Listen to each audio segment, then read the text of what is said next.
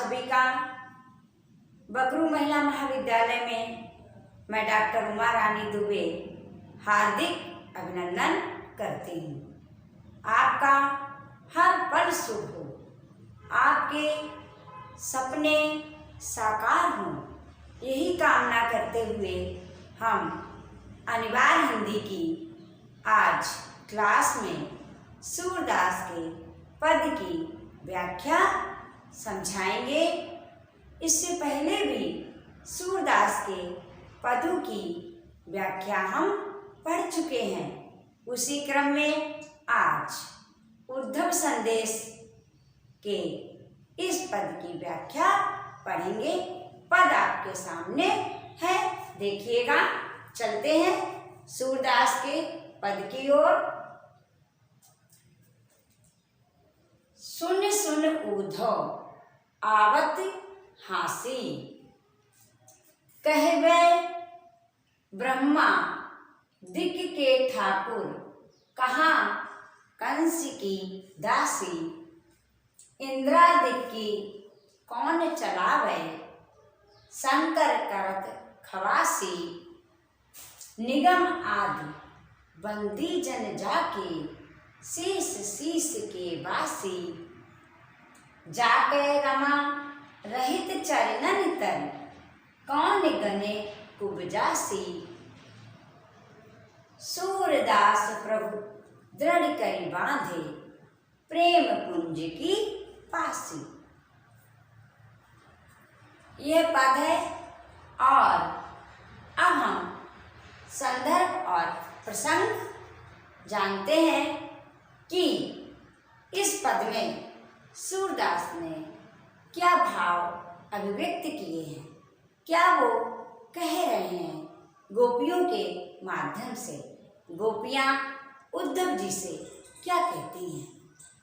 आप जानते हैं कि उद्धव जी ने गोपियों को निर्गुण ज्ञान का उपदेश दिया, जो गोपियों को पसंद नहीं है, क्योंकि वे श्री कृष्ण की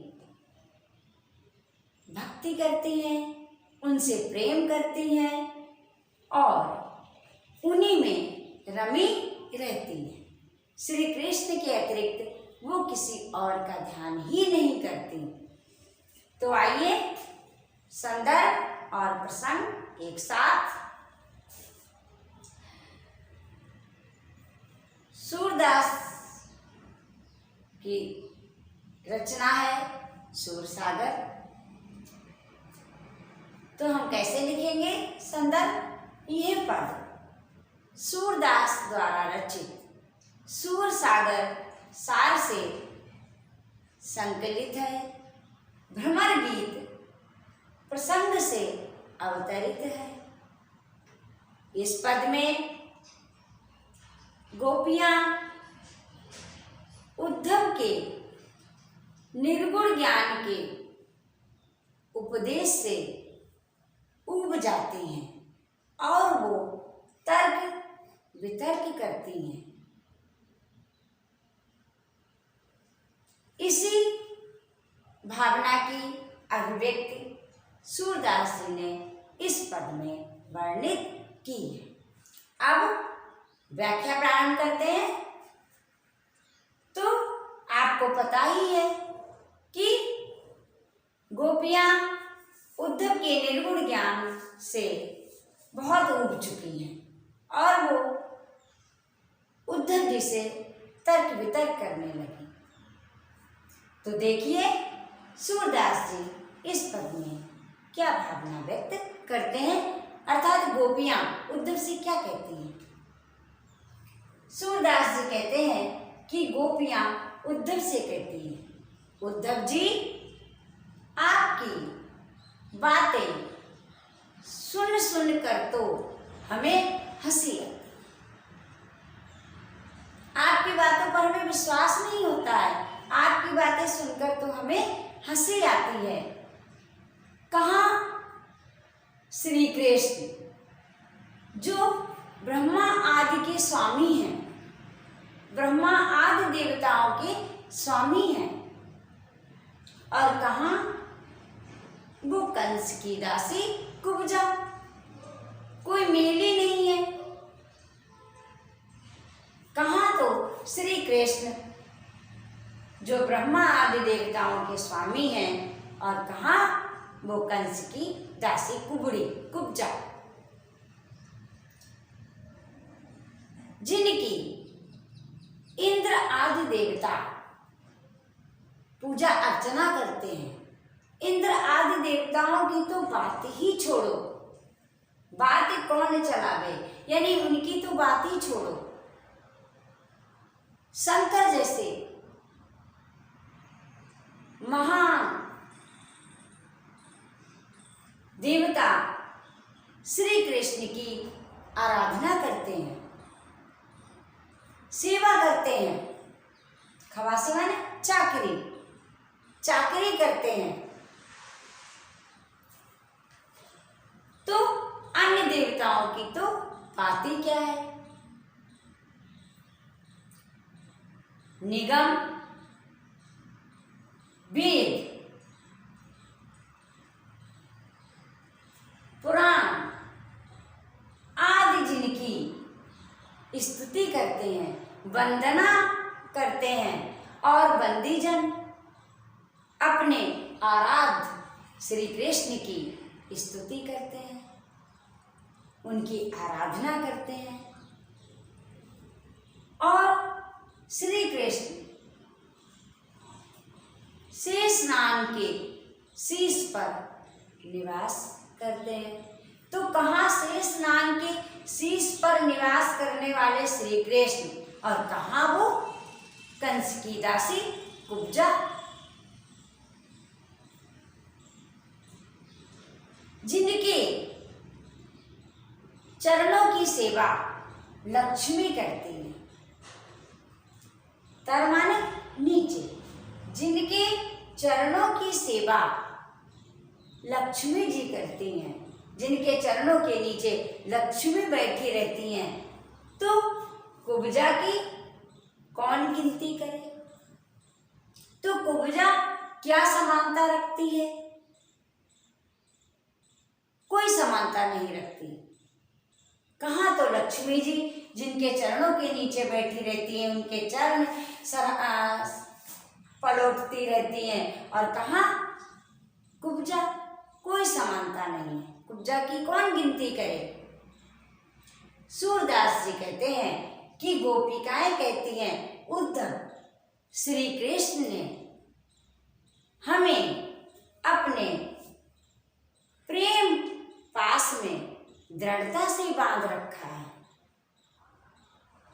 श्री कृष्ण ने हमें अपने प्रेम पास में दृढ़ता से बांध रखा है।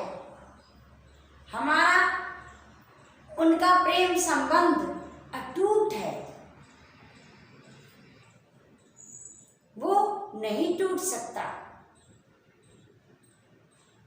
अर्थात गोपियां कहती हैं कि उद्धव जी श्री कृष्ण का हमसे प्रेम अत्यधिक है, अटूट है। उन्होंने हमें अपने प्रेम में, अपने प्रेम बंधन में दृढ़ता से बांध रखा है, और हमारा प्रेम भी श्री कृष्ण से अटूट है। हमारा भी प्रेम संबंध उनसे अटूट है। ये थी व्याख्या। अब हम व्याख्या के पश्चात क्या लिखते हैं? विशेष। तो विशेष में हम क्या क्या लिखेंगे?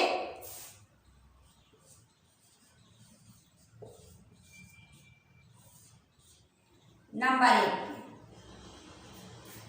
कि जाके रमा रहित चरणन तन, यानी लक्ष्मी तो कृष्ण को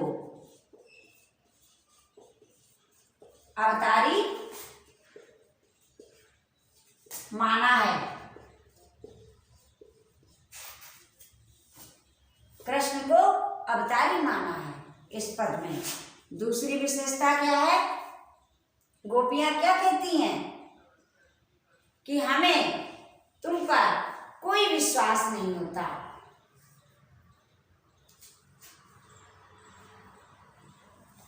गोपियां क्या कहती हैं?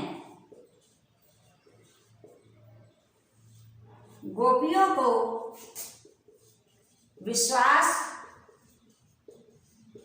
नहीं होता कि श्री कृष्ण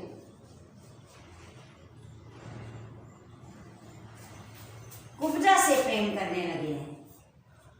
कुब्जा से प्रेम करने लगे हैं। वे इसको लीला मानती हैं। लीला मानती है, श्री कृष्ण की लीला मानती है। अब तीसरे बिंदु में हम क्या लिखेंगे? अनुप्रास अलंकार। देखिएगा, अनुप्रास अलंकार नंबर 2 पे सुन सुन पुनरुक्ति प्रकाश। पुनरुक्ति प्रकाश अलंकार, अनुप्रास, पुनरुक्ति प्रकाश और आरोप लगाती हैं, आक्षेप करती हैं। किस पर? कुब्जा। कुब्जा की क्या गिनती है? कुब्जा उनके सामने क्या है? और आक्षेप लगाती हैं। एक अलंकार और है इसमें, असंगति, यानी कुब्जा और श्री कृष्ण का कोई मेल नहीं है, कोई संग नहीं है, तो यहाँ पर असंगति अलंकार भी है। असंगति अलंकार, अनुप्रास हो गया, पुनरुक्ति प्रकाश हो गया, आक्षेप अलंकार हो गया और असंगति अलंकार। और सूरदास की भाषा ब्रज भाषा है, तो चौथे पॉइंट में हम ब्रज भाषा सरस सरस सहेज है। एक बिंदु बढ़ा देते हैं। पद गेय है। अगला पॉइंट आ जाएगा, पद सुगेय है। राग पर आधारित है, इसलिए सुगेय है। तो ये आपकी व्याख्या है। हमारी समझ में ये व्याख्या आपने समझ ली होगी। अब हमारे सूरदास के सभी पद पूरे हो गए हैं। अनिवार्य हिंदी में हमारे 2 कवि पूरे हो चुके हैं, अर्थात 2 कवियों की रचनाएं पूरी हो गई हैं। उनकी व्याख्याएं आपने समझ ली हैं। अगली बार और कवि, ठीक है? आज